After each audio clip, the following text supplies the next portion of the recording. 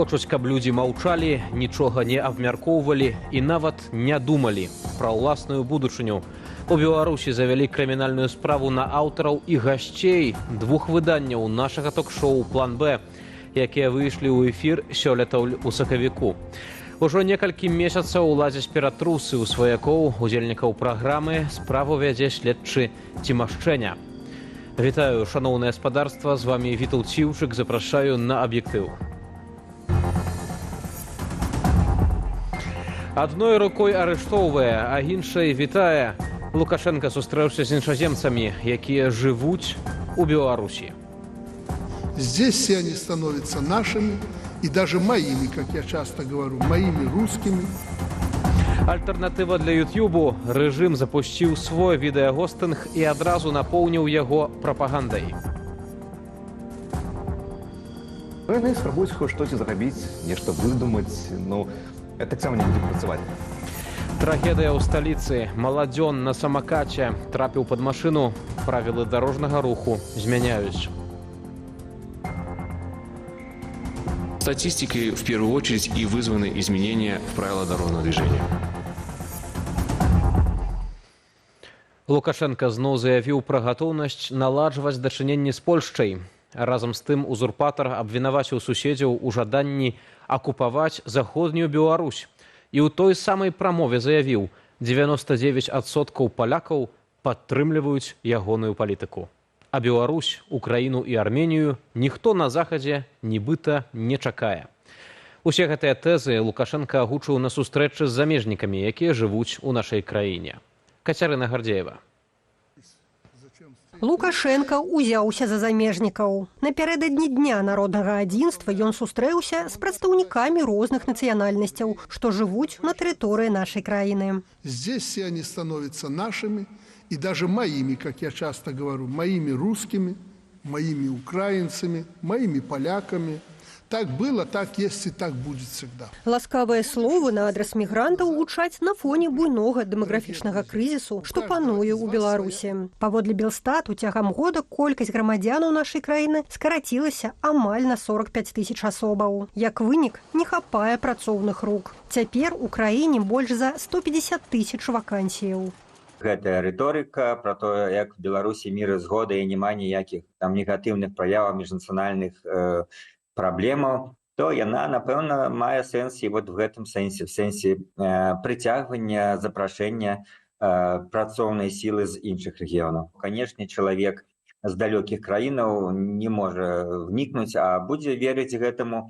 Цяпер у краінах Цэнтральнай Азіі нават ладзяць рэкламныя кампаніі. Патэнцыйным працаўнікам у Беларусі прапаноўваць медычную страхоўку і дах над галавою. Але не шмат хто спакушаецца на такія умовы. Беларусь сваім сярэднім заробкам там $500-600 не з'яўляецца прывабным месцам для замежных спецыялістаў. Я думаю, у Беларусі будзе ва ўсіх еўрапейскіх краінах, відавочна, адна з найменшых колькасць замежнікаў, якія жывуць і працуюць у Беларусі. Тыя, хто ўсё ж вырашае прыехаць да нас працаваць, сутыкаюцца з шэрагам бюрократычных цяжкасцяў. Калі замежнік прыязджае ў Беларусь, яму вельмі хутка трэба зарабіць часовы від на жыхарства. Працоўны дагавор – гэта першае, што дасць замежніку дазвол на атрыманне гэтага часовага побыта ў Беларусі. Аднак, як і звычайна, ён даецца толькі на год, і кожны год яго трэба працягваць. Толькі там, калі гэта высокакваліфікаваныя людзі, яны могуць атрымаць дазвол на 2 гады. Але дазвол на жыхарства не гарантуе спакойнага жыцця. Калі ты страчваеш гэту працу, якая ў цябе была, все, тебя моментальна лішаюць гэтага дазволу. Акрамя таго, для таго, каб лішыць чалавека гэтага дазвола, напрыклад, гэта інтарэсы нацыянальнай бяспекі.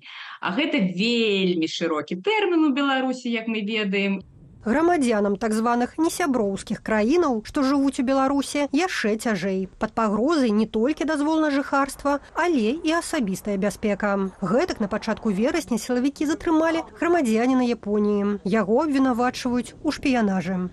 Гэта перш за ўсё камітэт дзяржаўнай бяспекі, які дэманструе сваю працу. Ну і знешнепалітычны кантэкст, ён, напэўна, таксама прысутнічае ў сувязі з расійска-японскімі адносінамі, з японска-кітайскімі адносінамі. Так што пэўныя сігналы таму ж Кітаю пра то, што вось глядзіце, вот чалавек працаваў супраць кітайскіх інтарэсаў у Беларусі, мы яго затрымалі, мы дзейнічаем рашуча. Тут пэўны месседж, канешне, таксама прысутнічае. Падобная гісторыя са справаю грамадзяніна Нямецчыны Рыка Крэгера. Яго беларускія спецслужбы затрымалі ўвосень мінулага года і абвінавацілі ў здзяйсненні тэракту і агентурнай дзейнасці. Суд прыгаварыў мужчыну да расстрэлу. Аднак пасля перамоваў з Берлінам і запісу пакаянага відэа Крэгера раптоўна памілавалі і адправілі на радзіму. Кацярына Гардзеева, Белсат. Абмежаванні для беларускіх аўтамабіляў. Сейм Латвіі прыняў папраўку ў закон аб дарожным руху, якая забараняе транспартным сродкам, зарэгістраваным у Беларусі, заставацца ў краіне. Каб пазбегчы канфіскацыі аўта з беларускімі нумарамі на тэрыторыі Латвіі, яго трэба зарэгістраваць або вывезці з краіны да 31 кастрычніка. Таксама з лістапада аўтамабілі з беларускімі нумарнымі знакамі змогуць заязджаць у Латвію, калі належаць дыпламатычным службам, альбо праязджаюць краіну транзітам.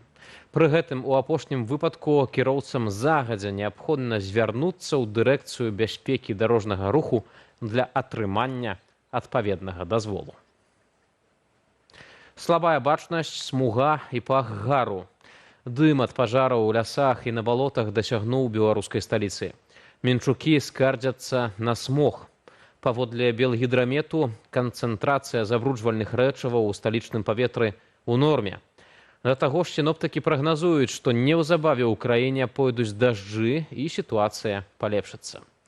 Да пажараў спрычынілася засушлівае надвор'е. За мінулыя сотні ў краіне ліквідавалі 6 лясных пажараў на агульнай плошчы больш за 2 гектары. Паведамляе Міністэрства надзвычайных сітуацыяў. Паводле МНС лакалізавалі пажар і на тэрыторыі палескага радыяцыйнага экалагічнага запаведніку ў Хвойніцкім раёне. Сіноптыкі зноў даюць магчымасць штармавога папярэджання пра небяспечную метэаралагічную з'яву. У пятніцу на большай частцы тэрыторыі Гомельскай, Магілёўскай, Берасцейскай вобласцяў чакаецца надзвычайная пажарная бяспека. $2 мільёны за 3000 наведнікаў. Рэжым прэзентаваў відэагостынг videobill.by. Чыноўнікі называюць новы сервіс беларускім ютубам, але размяшчаць уласныя відэа карыстальнікам там нельга. Да канцэпцыі новага рэсурсу прыгледзеўся Александр Дзегцяроў. Праграмы дзяржаўных медыяў, а таксама падборка 5 найбольш важных на думку прапаганды навінаў. Распачаў працу праўладны відэахостынг videobill.by. Раней анансавалася, што тут можна глядзець трансляцыю беларускіх тэлеканалаў у рэальным часе, але пакуль такой функцыі няма. У нас уже было некалькі спробаў аб'яднаць усе дзяржаўныя інтэрнэт-праекты, каб збіраць у адным месцы інфармацыю. Ну, добра, гэта яны аб'ядналі. Такія праекты былі, на іх выдаткоўвались грошы, грошы спажываліся. Калі браць масавую аўдыторыю, яна, па-першае, не даведваецца пра існаванне гэтых праектаў, а па-другое, людзям трэба канкурэнцыя. Міністр інфармацыі Марат Маркаў заявіў, што videobill.by – гэта інструмент, які не будзе ў руках апанентаў рэжыму. Пры гэтым закрываць доступ да сервісу YouTube нібыта не плануюць. Новых наведнікаў завабліваюць адаптыўным дызайнам і шматлікімі відэа Лукашэнкі. Магчымасці ўпадабаць матэрыял ці паставіць адмоўную ацэнку не прадугледзелі. Не ўдасца і запампаваць на хостынг уласныя відэа карыстальнікаў. Тут увогуле немагчыма даведацца колькасць праглядаў. Вот на YouTube мы это маглі паглядзець. На сённяшні момант, калі мала карыстальнікаў, то і то падвісаюць прагляды відэа, то бок яны ў дзень, калі яны запусцілі свой сервіс, ужо сутыкнуліся з тым, што трошкі не спраўляюцца з тымі аб'ёмамі. Працаўнікі Белта ацанілі запуск і першы год працы платформы на суму да $2 мільёнаў. За гэтыя грошы ў першыя 12 месяцаў разлічваюць максімум на 3000 наведнікаў адначасова. Гэта лічба нішто. Гэта у тыктоку можна больш нашмат набіраць праглядаў, чым патэнцыйна яны абяцаюць на Белтубе. это таксама не будзе працаваць, тому што ўсё адно людзі будуць глядзець YouTube, дзе все ўжо працуе, ўжо ёсць сістэма, ўжо ты адкрыў на тэлефоне праграму, і там все працуе вельмі хутка, вельмі проста.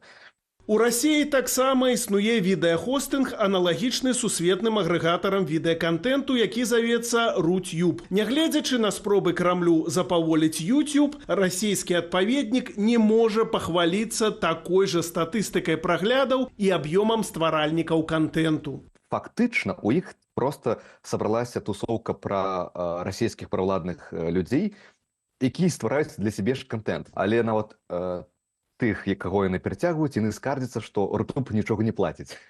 Ім там няма сэнсу чого рабіць. А вось YouTube плаціць. На YouTube ёсць і рэкламныя інтэграцыі, і рэкламныя паказы, яны могуць зарабляць. І гэта не ўсе навінкі на інфармацыйным поле Лукашэнкі. 17 верасня мае пачаць працу поўнасцю навінны тэлеканал пад назвай «Першы інфармацыйны». И пропагандировать будем только нашу белорусскую правду. Александр Дегтяров, Белсат.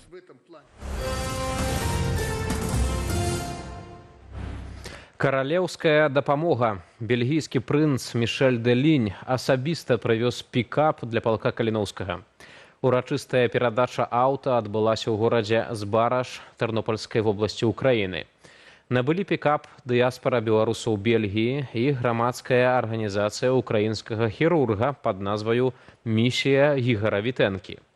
Таксама ў гарадскім замку валанцёры перадалі машыны хуткай дапамогі украінскім шпіталям і вайсковым падраздзяленням. Полк Каліноўскага, акрамя пікапу, атрымаў яшчэ і FPV-дроны, што асабіста для палка значаць сустрэчы і ўвага з боку каралеўскай сям'і, нам распавёў часовы выканаўца абавязкаў камандзіра палка Кастуся Каліноўскага Павел Шурмей. Гэта азначае тое, што магчыма, пра нас даведались у каралеўскай сям'і Бельгіі. Яны ведаюць аб тым, што в Украіне воююць таксама не только украінцы, а вось і беларусы, што беларусы гэта не рэжым Лукашэнкі. Таму чым больш людзей, чым больш еўрапейцаў асабліва будзе гэта разумець, я думаю, гэта лепш для нас усіх, беларусаў ва ўсім свеце. У Расіі другі дзень запар заяўляюць аб збіцці дронаў каля аэрадрому стратэгічнай авіяцыі «Аленья». У Омску гарэў завод, дзе вырабляюць танкі. А ва ўкраіне расійскія абстрэлы пакідаюць людзей без вады і святла. Сёння Расія нанесла ўдар па гуманітарнай місіі Чырвонага крыжа на Данеччыне. 3 працаўнікоў загінулі. Тэму ваенных навінаў працягне Руслан Ігнатовіч. Другі дзень запар улады Мурманскай вобласці Расіі справаздачацца пра збітыя ўкраінскія дроны. Сёння паведамілі пра збіццё 2 беспілотнікаў непадалёк ад аэрадрому «Оленья». На этом аэродроме находится российская стратегическая авиация, то есть не тактическая, где на маленьких дистанциях, а именно большие самолеты, бомбардировщики, носители ракет, вот так будет правильно сказать, с помощью которых обстреливаются территории Украины. Вот они поднимаются, вылетают в район Каспия, 2-3 часа летят, потом делают пуск. В течение 40 минут эти ракеты залетают в воздушное пространство Украины и наносят нам большой-большой ущерб. Расійскія прапагандысты і так званыя ваенкары пишут, што дроны ў Мурманскую вобласць заляцелі з тэрыторыі скандынаўскіх краінаў. Мы видим, как страны Альянса очень нервно реагируют на саму возможность сбивания российских ракет в украинское воздушное пространство, беспилотников, а вот чтобы принимать участие в запуске со своей территории этих беспилотников, честно, я далек от мысли, что такое могло произойти. Гэта не першая спроба атакаваць «Оленью». Сёлета ў ліпені галоўнае ўпраўленне разведкі Украіны паведамляла пра паспяховую атаку на аэрадром і пра пашкоджанне стратэгічных бамбавікоў Ту-22М3. Тым часам у Омскай вобласці на заводзе «Омск-Трансмаш» адбыўся пажар. Паводле мясцовых медыяў агонь ахапіў дах аднаго з цэхаў. Это одно из ведущих предприятий по производству танков, тяжелой инженерной техники и всего, что производится на базе танкового шасси. Украінскія ж гарады працягваюць цярпець ад расійскіх абстрэлаў. У Пакроўску Данецкай вобласці расійскія войскі пашкодзілі водазабеспячэнне. Паводле украінскіх уладаў аднавіць працу фільтравальнай станцыі немагчыма. У выніку начнога расійскага абстрэлу моцна пацярпеў Канатоп у Сумскай вобласці. Разбураныя будынкі ў цэнтру гораду, пашкоджаная энергетычная инфраструктура, ёсць параненыя. Другого объяснения, как именно кошмарение, как запугать местное население, показать Кузькину мать, как говорил Хрущев, я не вижу цели. Да таго ж расійскае войска нанесла удар па машынах гуманітарнай місіі Міжнароднага камітэту Чырвонага крыжа ў Данецкай вобласці. Паводле Владзіміра Зеленскага, станам на 15:00 было вядома пра 3 загінулых чальцоў місіі. Руслан Ігнатович, Белсат. Пайшоў з жыцця вядомы расійскі журналіст Мікалай Сванідзе. Яму было 69 гадоў. Апошні час ён цяжка хварэў. Журналіст, гісторык, грамадскі дзеяч крытыкаваў расійскія ўлады і выступаў супраць вайны. Шмат для каго ён быў сімвалам незалежнай журналістыкі і адданасці сваёй справе. Мікалай Сванідзе быў вядомым вострымі грамадска-палітычнымі праектамі, якія знаёмілі гледачоў з гісторыяй. У розны час ён вёў тэлевізійныя праграмы на расійскім тэлебачанні. Падробнасці, кантрасты, суд времени, гістарычны працэс. У 90-е гады займаў пасаду старшыні ўсерасійскай дзяржаўнай тэлевізійнай і радыёвяшчальнай кампаніі. Акрамя таго, Мікалай Сванідзе займаўся праваабарончую дзейнасцю.